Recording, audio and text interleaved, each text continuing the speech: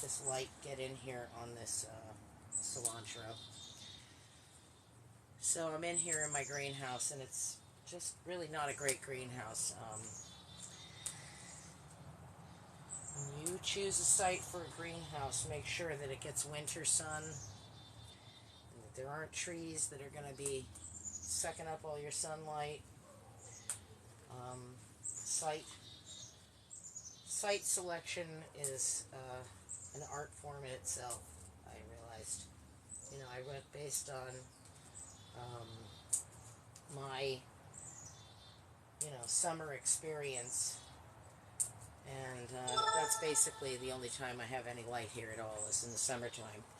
And I've got these trees that are going to cost me a small fortune to have thinned, so they block a lot of the light. I get breaks in here on and off throughout the day, so the greens like it. The tomato